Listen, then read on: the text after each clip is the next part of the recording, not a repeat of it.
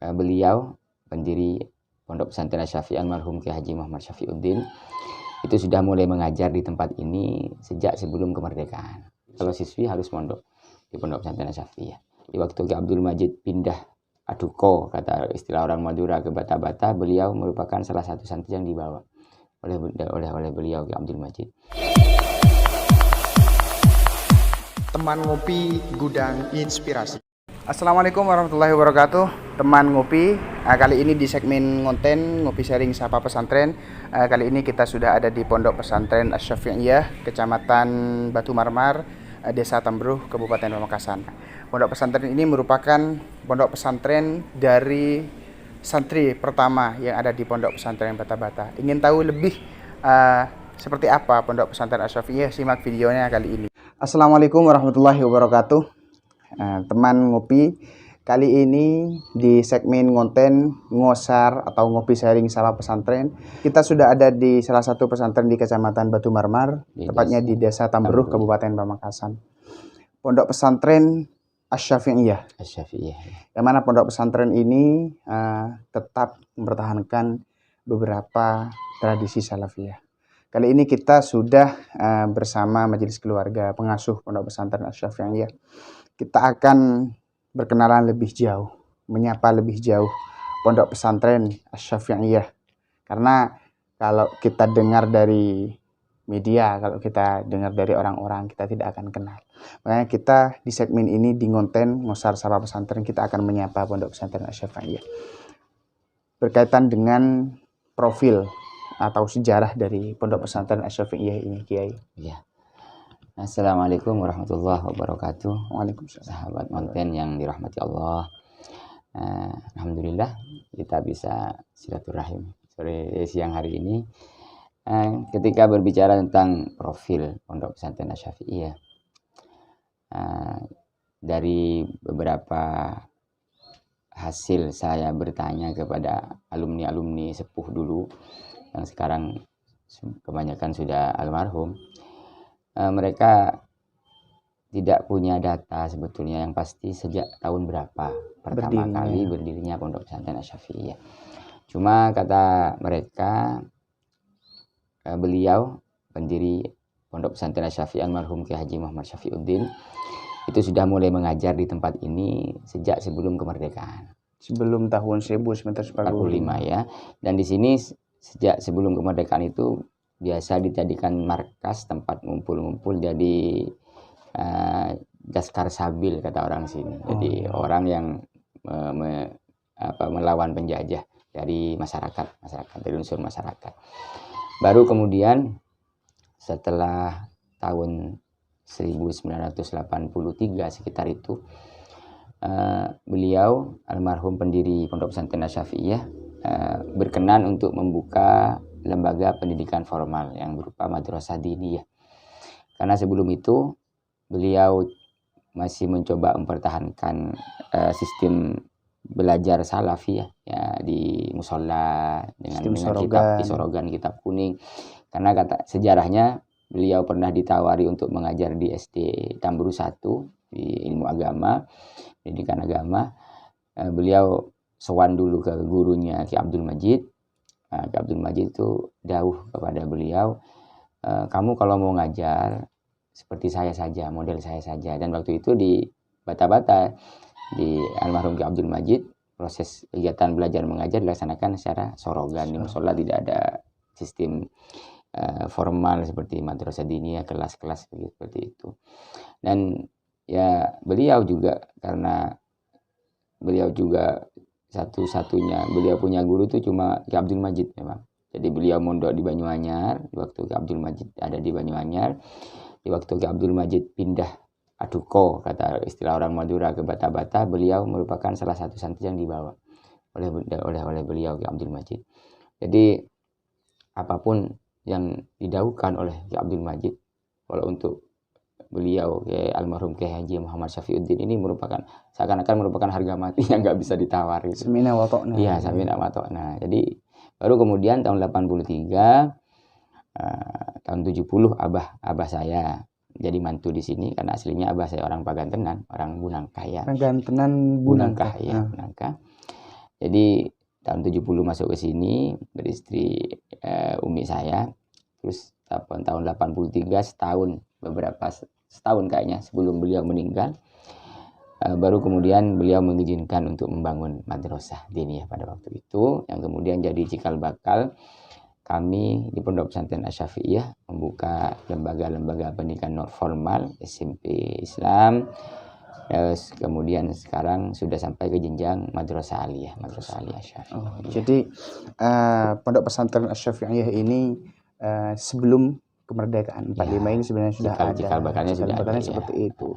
Menjadi markas Laskar Sabil kata Laskar orang Sabil, dulu ya. Laskar Sabil untuk memerangi penjajah. Tapi baru ada madrasah formal, dapat izin dari beliau almarhum Kiai Syafi'uddin pada tahun 83. Ya. Dan Kiai Haji Syafi'uddin ini merupakan salah satu santri pertama di Pondok Pesantren Bata-Bata. Karena Kiai Haji Syafi'uddin ini dulunya adalah santri Banyuanyar. Tapi ketika almarhum Kiai Haji Abdul Majid beliau pindah atau Madura itu Aduko ke Pondok Pesantren Bata-Bata, maka beliau menjadi salah satu santri yang dibawa ke Pondok Pesantren ke Bata-Bata. Dan ketika beliau pulang, beliau masih belum mendirikan pondok pesantren. Kiai Syafi, beliau ditawari untuk ngajar, kemudian beliau sowan, dan ada dawuh dari almarhum Kiai Majid, kamu kalau mau ngajar seperti saya. Jadi almarhum Kiai Syafi'uddin ini pada awalnya berarti sistem sorogan saja. Baru ketika tahun 83 ada Pondok Pesantren Asy-Syafi'iyah.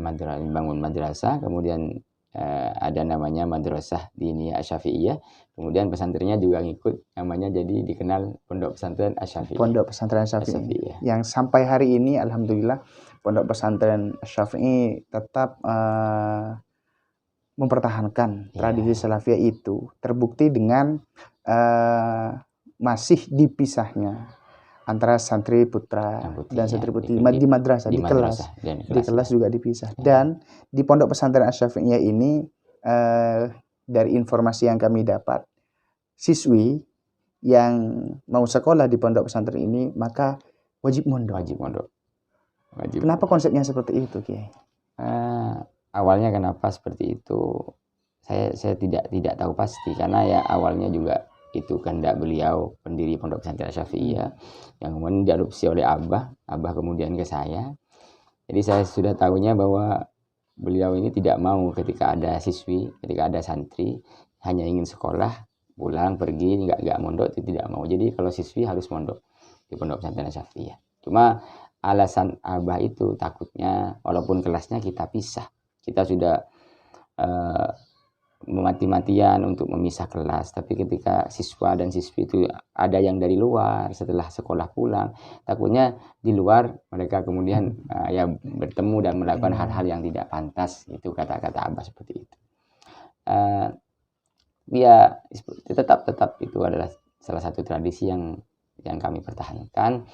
Di antaranya juga kami juga tetap mempertahankan kemauan beliau Kiai Haji Muhammad Syafi'uddin dan Mbah Putri ini Syafi, untuk tetap menggratiskan biaya makan untuk santri putri di Pondok Pesantren Asy-Syafi'iyah. Sampai hari ini santri putri tetap gratis makan 2 kali sehari. Tidak ada kewajiban wali santri sebulan harus membayar berapa untuk uang makan. Tidak ada. Jadi ya sebagian dari mereka ya sukarela saja. Kalau sowan tiap bulan biasanya ya ada yang bawa beras, dan itu juga jumlahnya tidak sama. Dan yang bawa orang tuanya yang bawa jumlah beras dengan jumlah beras yang banyak, dan yang sedikit ya makannya tetap. Porsinya itu kan porsinya tetap, ikannya tetap ya. Jadi di Pondok Pesantren Asy-Syafi'iyah ini ya teman ngopi, sampai hari ini santri putri itu digratiskan makan 2 kali sehari. Dan itu merupakan salah satu peninggalan dari beliau pengasuh pertama atau pendiri. Saya anggap sebagai tradisi yang harus dipertahankan. Tradisi yang harus dipertahankan. Ya, teman ngopi, selain dari santri putri yang wajib nyantri, siswi yang wajib nyantri, kemudian santri putri yang makannya digratiskan.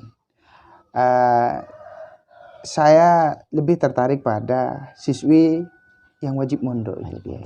Kenapa harus wajib mondok? Bukankah persaingan saat ini, karena mau tidak mau harus kita akui bahwa siswi ini kalau disuruh mondok itu kan seakan-akan ada yang malas, ada yang malas, ada yang tidak mau mondok. Bukankah itu akan mengurangi minat dari para siswi untuk mondok, untuk sekolah di Asy-Syafi'iyah? Ya, pikiran seperti itu ada. Cuma untuk berpikir untuk merubah tradisi itu tidak berani. Untuk berpikir saja saya tidak berani, takutnya begini. Saya melihat mungkin karena beliau ini dari dulu alumni sepuh ketika berbicara kepada saya, ketika saya sering sharing dengan alumni sepuh itu, dimana dulu almarhum Kiai Syafi, ya keistiqomahan beliau, ya bagaimana beliau ketika mengajar dan lain sebagainya. Salah satu yang hampir semua alumni bilang kepada saya itu adalah, salah satu hal yang sering beliau katakan adalah, saya tidak ingin santri banyak. Saya ingin walaupun santri saya sedikit tapi barokah manfaat. Itu mungkin merupakan ungkapan yang sering kali beliau ulang-ulang. Jadi saya berpikir mungkin ya salah satu cara untuk mempertahankan ya kualitas bagaimana santri ini ketika keluar nanti menjadi masyarakat, menjadi sosok yang berguna di tengah-tengah masyarakat, dengan mencoba mempertahankan tradisi-tradisi seperti tidak menerima siswi untuk tidak mondok. Jadi kalau mau sekolah harus mondok di sini. Mungkin itu salah satu istilahnya tirakat mungkin untuk Pondok Pesantren Asy-Syafi'iyah. Ya untuk berpikir memang ya berpikir untuk mempunyai siswa yang banyak, ya saya sampai ke pemikiran itu. Tapi untuk mengubah tradisi seperti ini saya takut. Saya takut karena Abah selalu dawuh kepada saya, kamu itu kalau masih ada di dalam film sepo istilahnya di Petobin, ya harus meneruskan hal-hal tradisi-tradisi yang sudah dari dulu dipertahankan oleh pendiri Pondok Pesantren Asy-Syafi'iyah. Jadi ya mungkin itu salah satu risiko siswa-siswi tidak sebanyak di tempat-tempat lain yang mungkin menerima siswa dan siswi dari luar. MPP. Tapi ya saya selalu berdoa mungkin itu menjadi salah satu tirakat saya dan keluarga yang meneruskan jejak almarhum. Mungkin santri-santri ini kalau sudah keluar nanti akan menjadi pribadi-pribadi yang baik lah di tengah-tengah masyarakat. Dan tidak akan pernah di Pondok Pesantren Asy-Syafi'iyah ini siswi ada yang tidak mondok, itu tidak akan ada. Kayaknya tidak akan berada. Meskipun semisal akan ada tawaran pada jenengan Kiai. Iya. Akan ada tawaran. Gimana kalau semisal ada santri siswi yang mau mondok, yang mau sekolah dengan jumlah yang banyak, tetapi mereka tidak mau mondok, apakah akan diterima kira-kira? Kayaknya tidak akan pernah diterima. Jadi saya berpikir seperti ini, kalau saya memang ditakdirkan misalnya nanti sekarang membantu Abah, nanti meneruskan Abah, ya mungkin sudah takdir saya harus menerima semua konsekuensi yang ada di Pondok Pesantren Asy-Syafi'iyah. Jadi saya berpikir ya kalau saya ingin misalnya berpikir untuk menciptakan satu pesantren yang besar, yang santrinya banyak, dan salah satu caranya harus dengan menerima siswa-siswi dari luar, ya mungkin saya harus keluar dari tempat ini, harus membangun di tempat lain. Kalau masih ada di Asy-Syafi'iyah, maka istilahnya siswi yang pulang pergi itu tidak akan ada. Insya Allah tidak akan. Karena itu merupakan tirakat di Asy-Syafi'iyah. Saya pikirnya tirakat seperti itu ya. Jadi teman ngopi, Asy-Syafi'iyah ini akan tetap mempertahankan nilai-nilai salafiyahnya. Meskipun nanti pada akhirnya Pondok Pesantren Asy-Syafi'iyah ini anggaplah sepi peminat. Ya. Jika tidak membuka siswi yang pulang pergi, yang dari luar, apakah tetap tidak akan berubah? Insya Allah tetap. Selama ada di sini. Ya. Tapi saya juga sekarang ya bagaimanapun al-muhafadhah 'alal qadimi sholih wal akhdhu bil jadidil aslah tetap saya laksanakan. Jadi di tengah-tengah ketatnya tradisi salaf yang coba saya pertahankan, saya imbangi dengan tradisi-tradisi baru. Jadi santri putri juga saya berikan seperti keterampilan tata boga, menjahit, dan beberapa sudah menjahit. Alumni ini sudah bisa menjahit dari sini, menjahit ya, keterampilan komputer juga ada di sini. Jadi saya siapkan beberapa komputer untuk sekali-kali mereka kursus lah di bidang tata gerak, di bidang komputer yang dibutuhkan, kira-kira nanti dibutuhkan oleh mereka. Jadi saya berpikirnya sederhana seperti itu. Tapi saya merasa asik sebetulnya, enjoy mencoba.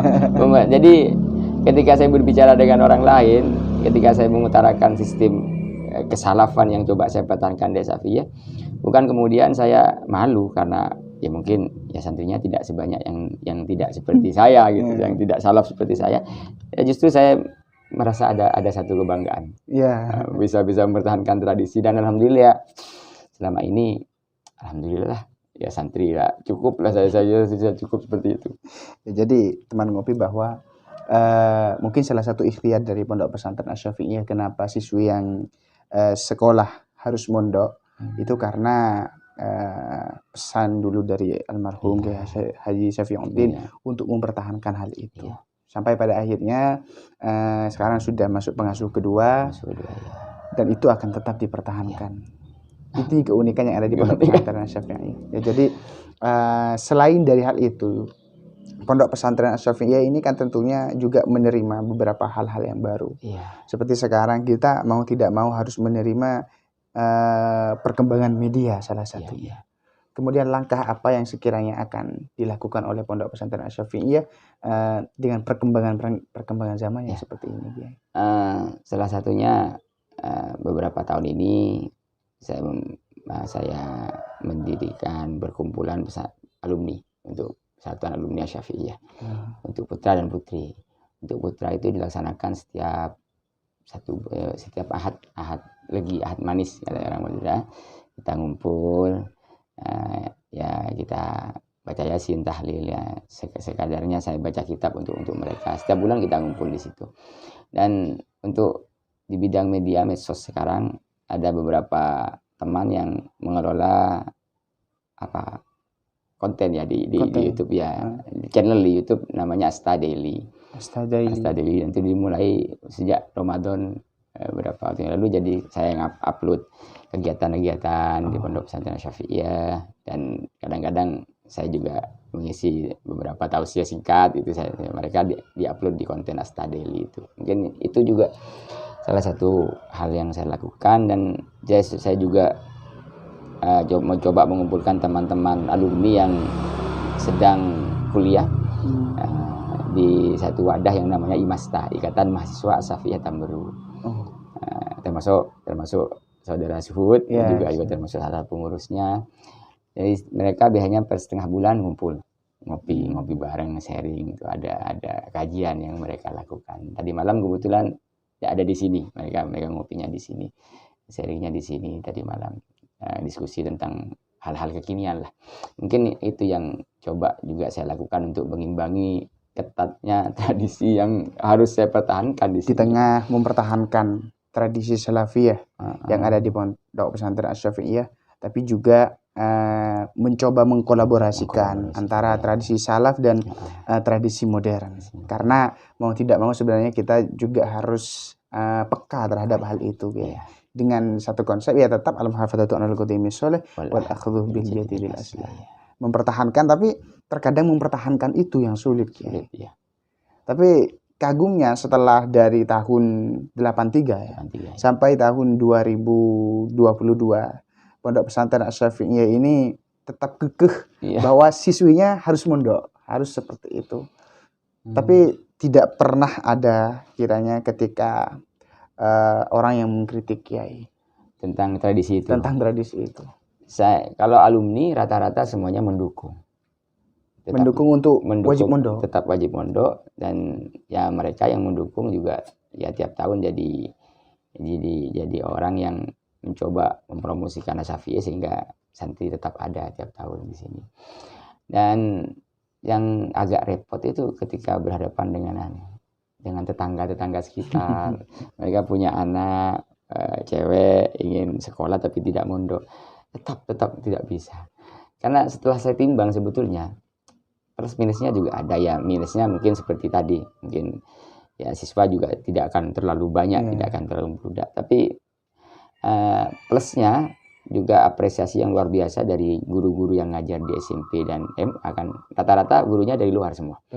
SMP sama MA, mereka juga senang gitu ketika saya mempertahankan itu, karena mereka juga takut ketika ada siswi, terutama siswi yang dari luar, mereka akan bawa HP, nanti santri yang di dalam juga ikut-ikutan pinjam HP dan takut memecah konsentrasi belajar mereka. Betul seperti itu. Jadi meskipun ini sekitar kan banyak warga ini, meskipun dari sebelah barat semisal, yang paling dekat dengan Asyafi'iyah tetap wajib mondok. Tetap wajib mondok kalau siswi. Kalau siswa ada yang biasa. Kalau siswi cuma sekolah ya. Apakah ada harapan dari jenengan kepada Pondok Pesantren Asyafi'iyah, kemudian kiranya pesan bagi para alumni, pesan bagi masyarakat tentang Pondok Pesantren Asyafi'iyah?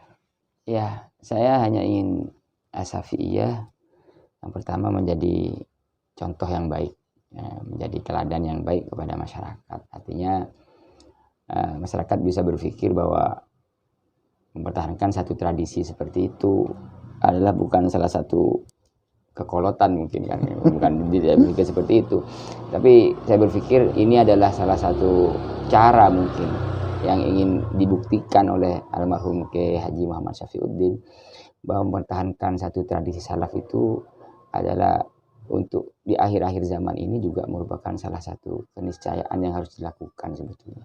Jadi mempertahankan satu tradisi salaf, kemudian diimbangi dengan tradisi-tradisi modern yang baru, yang mungkin dengan kolaborasi yang baik, mungkin ya utamanya di Pondok Pesantren Asyafi'iyah. Nanti output dari Pondok Pesantren Asyafi'iyah ini ada yang diharapkan adalah menjadi satu sosok yang akhlaknya ya sedikit banyak meniru pendahulu kita para salafus saleh dengan pemikiran yang luar biasa. Yang global. Ya mungkin kalau kita bisa mengambil contoh sosok mungkin seperti almarhum beliau Kiai Haji Muhammad Tauhir Abdul Hamid, ya berpikirnya luar biasa tapi tetap dengan tradisi kesalafan juga yang luar biasa. Gemol sarungan. Jadi teman ngopi, pada intinya sharing kita pada kesempatan kali ini bahwa mempertahankan tradisi salaf itu bukan hal yang kolot, tapi bagi saya pribadi itu merupakan hal yang keren. Kerennya kenapa? Karena di tengah banyaknya tantangan zaman, kita harus merubah pola pendidikan seperti ini, tapi Pondok Pesantren Asyafi'iyah tetap kekeh dengan hal itu. Saya kadang berpikir seperti ini. Jadi orang yang aneh itu kadang-kadang seksi, saya bilang. Jadi saya ingat ke hadis ya, fatuba lil ghuraba. Jadi al-islamu bada ghariban wa sayaudu ghariban fatuba lil ghuraba. Islam itu kata Nabi dimulai dengan keterasingan, akan kembali nanti jadi terasing, dan fatuba lil ghuraba. Nanti yang untung itu yang adalah orang-orang yang kadang-kadang dianggap terasing gitu. Jadi di akhir-akhir zaman ini mungkin harus seperti itu. Harus ada lah yang seperti itu. Harusnya ada seperti itu. Ya, jadi teman ngopi, intinya Pondok Pesantren Asyafi'iyah ini bukan tidak peka dengan perkembangan zaman, tapi tetap ingin mempertahankan tradisi-tradisi salaf yang ada. Ya, buktinya dengan mewajibkan siswi yang sekolah harus mondok ke asrama. Dan itu merupakan ikhtiar dari Pondok Pesantren Asyafi'iyah, sehingga nanti yang diharapkan output dari Pondok Pesantren Asyafi'iyah menjadi orang yang berguna di tengah-tengah masyarakat. Ya, mungkin hanya itu sharing kita pada kesempatan kali ini. Pada intinya al-muhafadzatu 'alal qadimi sholih wal akhdhu bil jadidil aslah. Ngopi sharing teman ngopi gudang inspirasi. Terima kasih.